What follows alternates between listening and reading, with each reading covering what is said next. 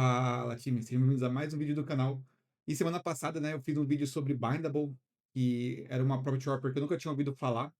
E aí, conversando com alguns desenvolvedores, né, dando até nome aqui, conversei bastante com o Maurício, ele me mostrou ali que quando a gente utiliza a macro observable, né, algumas coisas mudam com relação ao desenvolvimento ali do SwiftUI. Eu particularmente não conhecia isso, né, por isso que aquele Bindable na minha cabeça não fazia tanto sentido, porque tinha um bind. E depois disso eu encontrei um artigo da Apple que ensina a fazer essa migração, né? Até estou trazendo aqui para vocês. Vou deixar os dois artigos da Apple aqui embaixo para vocês poderem utilizar como referência, né? E eu queria trazer um vídeo para vocês mostrando como é essa migração, né? A gente saindo do Observable Object Protocol para a macro do Observable e mostrar as principais diferenças, né? Então, espero que vocês gostem. Vamos lá para o código, né? Então, só para vocês olharem aqui, a gente tem o nosso app, a gente tem um state object, que é uma classe chamada library, e a gente injeta ela aqui como environment object. Vindo aqui na Content View, tá tudo no mesmo arquivo para ficar mais fácil o entendimento, tá? A gente tem o library, que usa o protocolo observable object, então a gente tem o @published, a gente tem a classe livro, né, que também é @observable object, a gente tem o identifiable para poder utilizar numa lista e tem o published aqui para poder também avisar que tem uma alteração. Bom, beleza. Então, aqui está como @published, nada fora do comum, né? Então, aqui a gente tem nossa view, nossa library view, e a gente tem o environment object, que a gente injeta ali no app, né? No nosso init. E basicamente aqui a gente tem uma lista, que tem uma book view, que a gente passa o observable object do book, para a gente poder pegar aqui o title, né? Se o title for mutável. E a gente tem aqui também, a gente apresenta uma de edição aqui para a gente poder alterar o título do livro, tá? Então, em um botão de close aqui, bem tranquilinho. Vamos rodar aqui só para vocês verem funcionando o projeto. Já tinha rodado antes dessa vez, eu fui esperto. Trazer aqui para vocês o simulador.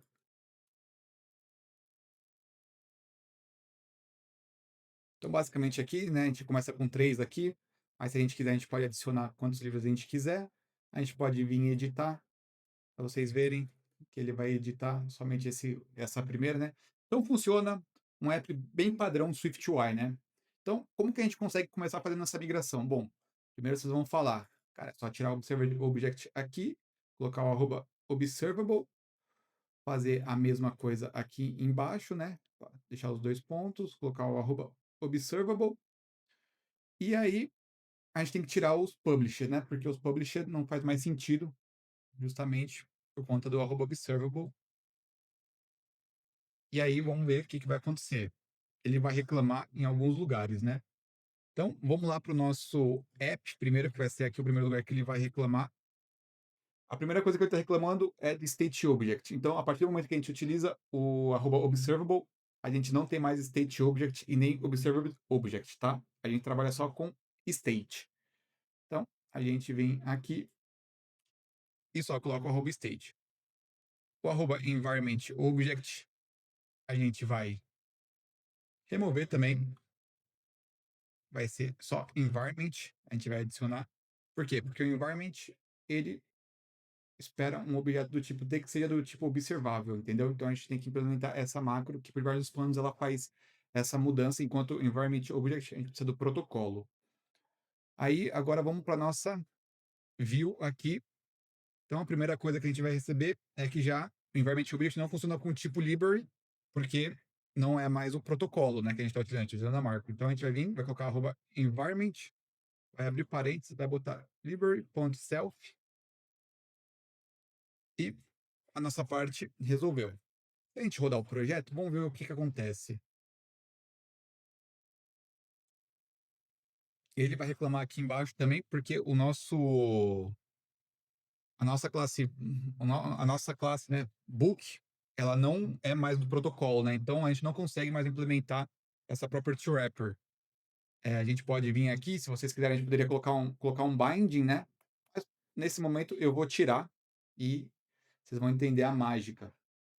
E aí aqui eu posso vir aqui também tirar esse @environment object e deixar só o book.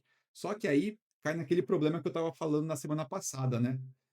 Eh, cara, o nosso book aqui, ele é um objeto observável, né, então a gente precisa ficar escutando as alterações.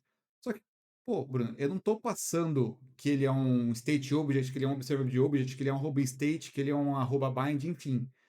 O arroba bindable vem justamente para suprir essa necessidade aqui.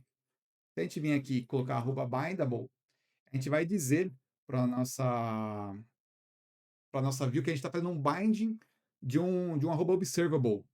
E vocês estão falando, ah, Bruno, mas aqui na book view você mudou o título e como não é um arroba observable object, a gente não vai escutar. Pelo fato da gente estar utilizando a macro, o SwiftUI ele vai entender onde ou não ele deve ficar escutando essas alterações, né?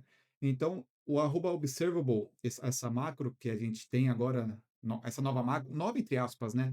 Ela ajuda a gente muito nessa parte de boilerplate, né? A gente remove muito boilerplate. E se a gente rodar o nosso app,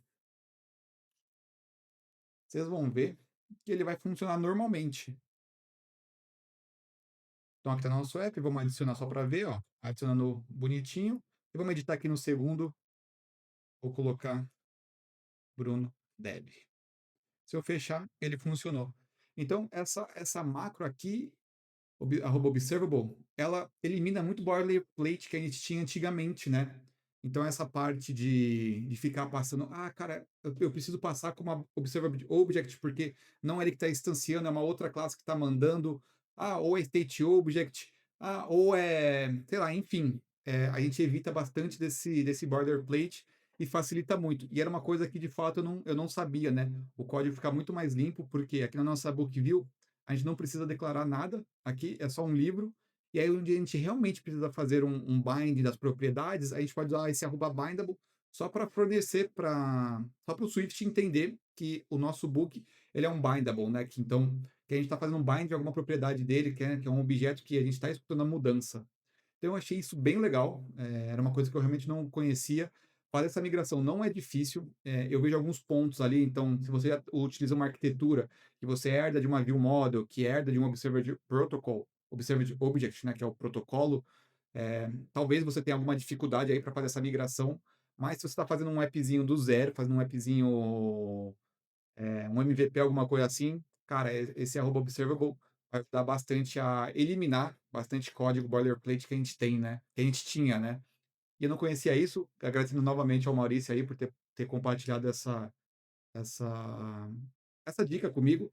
E eu estou passando aqui para vocês, tá? Então, vou deixar aqui embaixo os dois links da Apple que mostram como funciona essa migração, né? Você consegue pegar todo esse código e vou deixar também o link aí de como o SwiftUI ele entende agora quando uma propriedade não, quando a gente muda ou não uma propriedade, tipo, a própria view sabe automaticamente se ela deve ficar escutando, se ela não deve ficar escutando, entendeu?